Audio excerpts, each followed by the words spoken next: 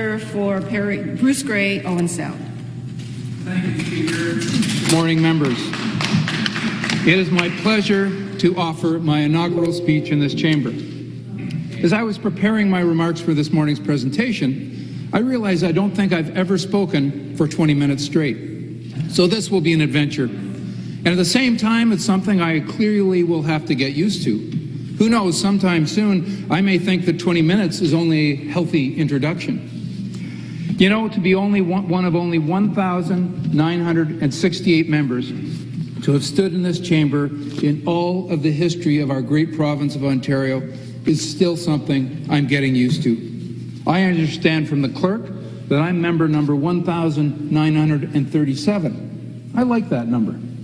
But seeing those names in the corridors of this beautiful building and knowing that we are continuing the important work that they undertook is a little overwhelming.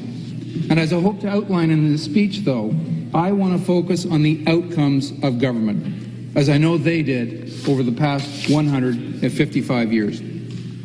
I want to begin my remarks, though, by thanking the people who were so supportive in helping me with my journey to this chamber, beginning with my dear wife, Margot Byers.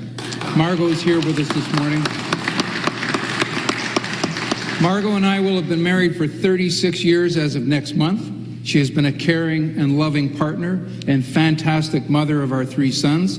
She has also been tremendously supportive and patient as I've pursued elected office many times, as you will hear shortly.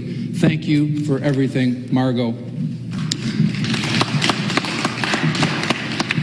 Margot and I have been blessed with 3 fantastic sons, Adrian, Peter, and Cameron, who are actively pursuing careers in healthcare, finance, and engineering. Thank you for being who you are. You make us proud every day. I'm delighted that our fantastic and multi-talented daughter-in-law, Teresa Silva Byers, is here as well. She and Adrian will have been married 3 years as of next month. Thank you, Teresa, and welcome.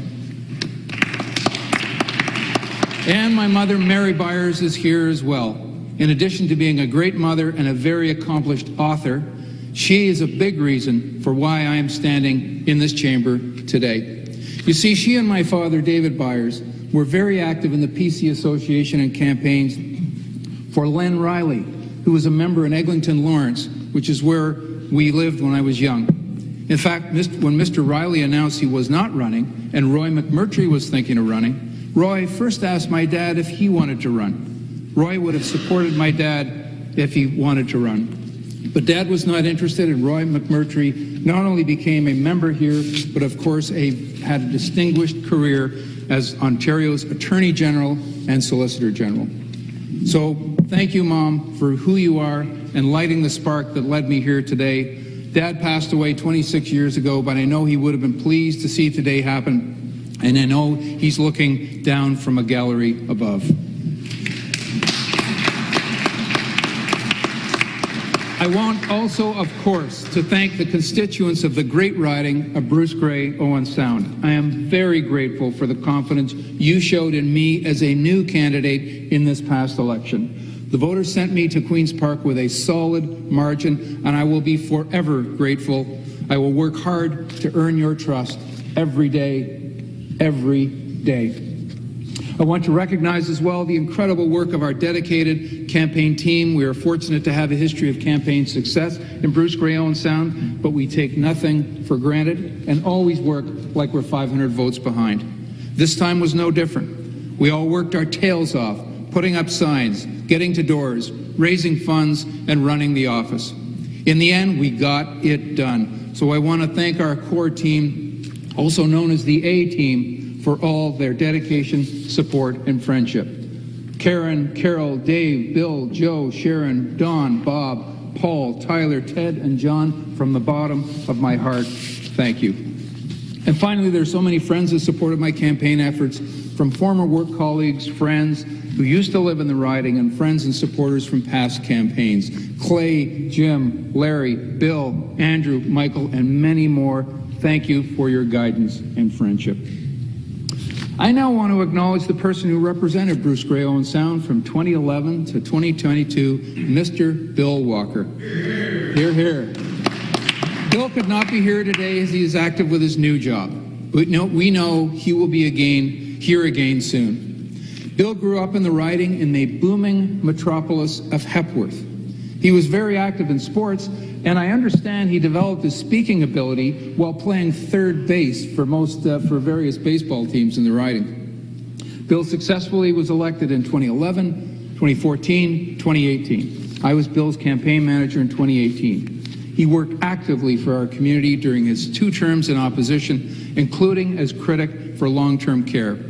But it was during his last mandate, when in government, where Bill was able to really deliver so fully for our Grey Bruce community.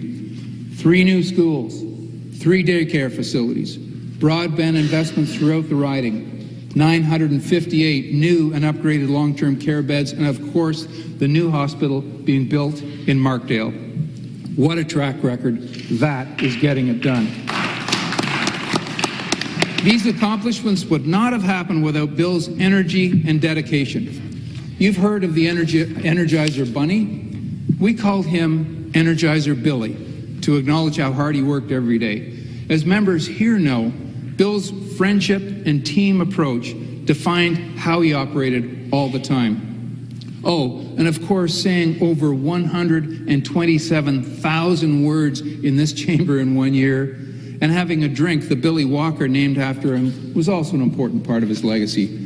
Bill, thank you for all you've done for Bruce Grey Owen Sound and who you've been throughout your terms of service. You served your community and your province with distinction. I want to also take a moment to acknowledge Bill Murdoch, who represented Bruce Grey Owen Sound from 1990 to 2011. As members know, Bill passed away last week. He was an extraordinary and incredibly active member of the Grey Bruce community and of this chamber. His name is carved on the walls 5 times. Bill's legacy will long be remembered and cherished. Many current members served with Bill have related fond memories of his work here at Queen's Park.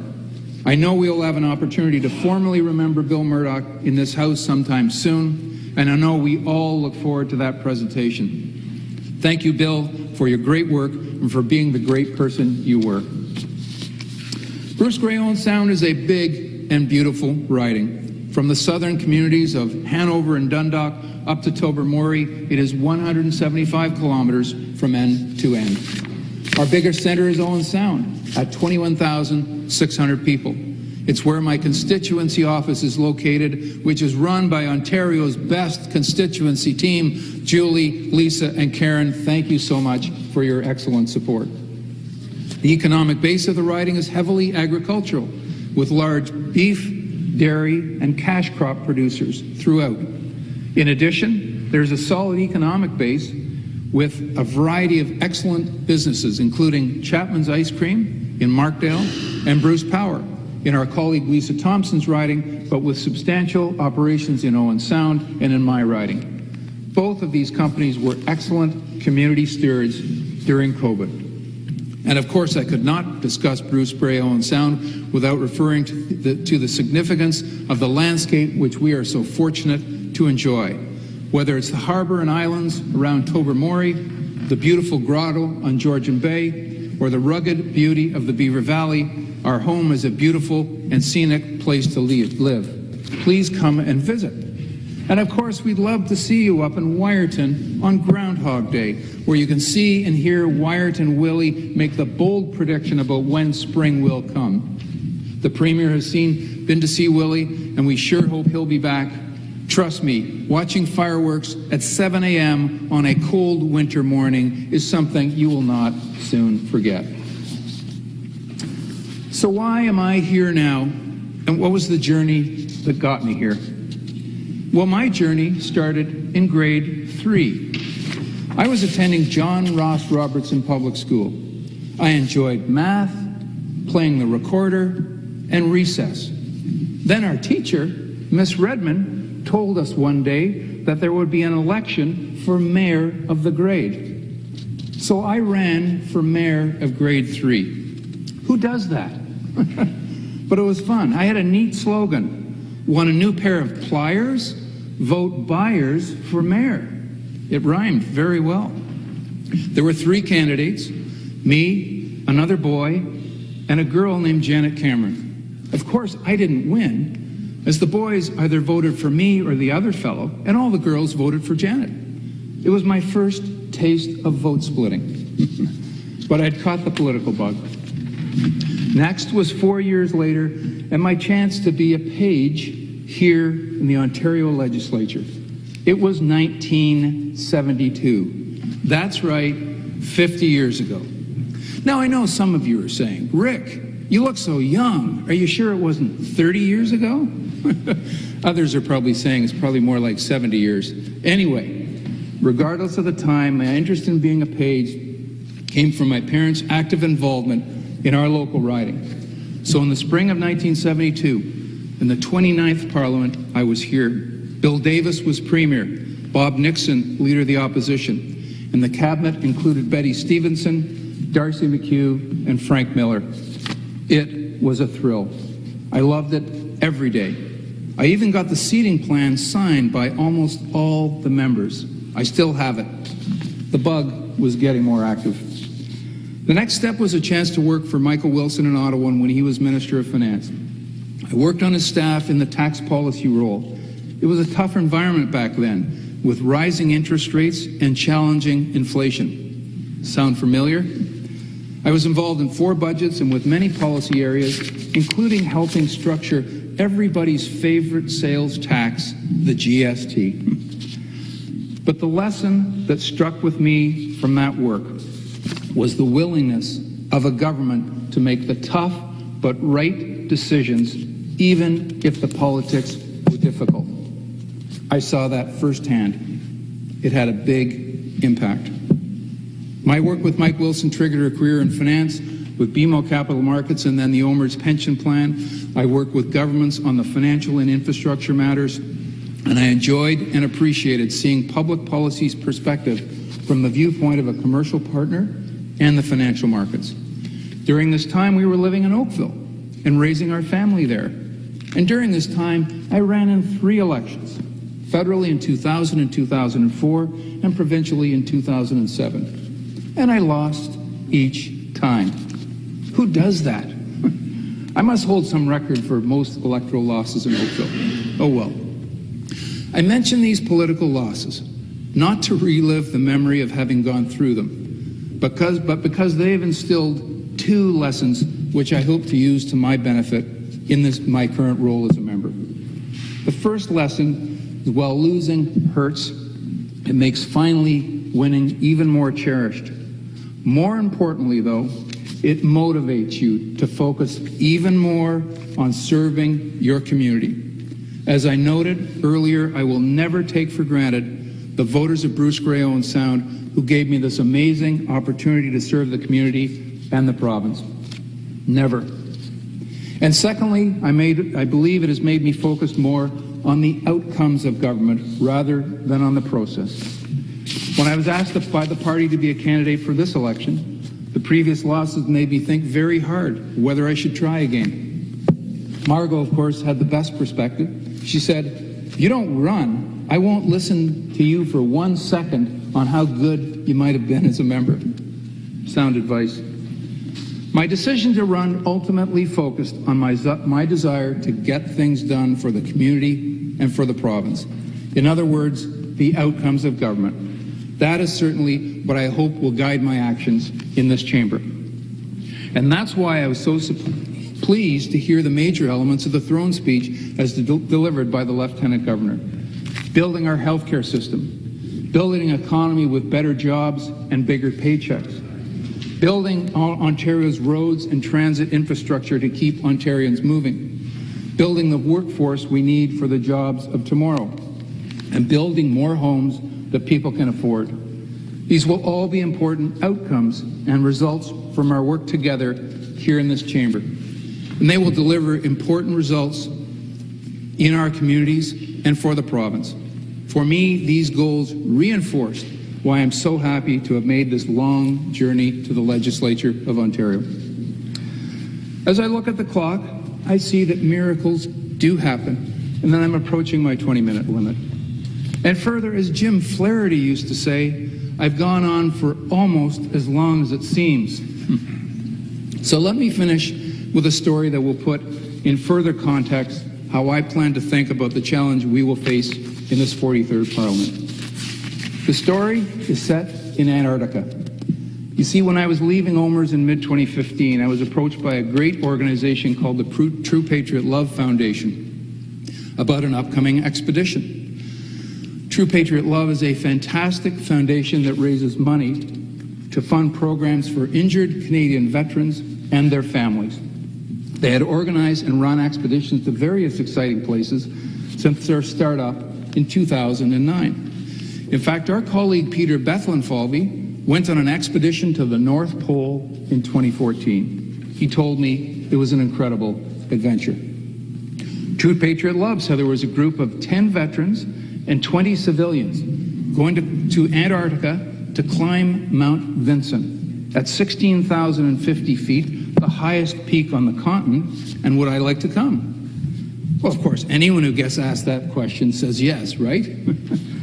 Well, I did not end up saying yes and went on this extraordinary adventure to Antarctica in January of 2016. We flew to Punta Arenas, the southern tip of South America, then took a military transport to Antarctica that landed safely on a glistening ice runway.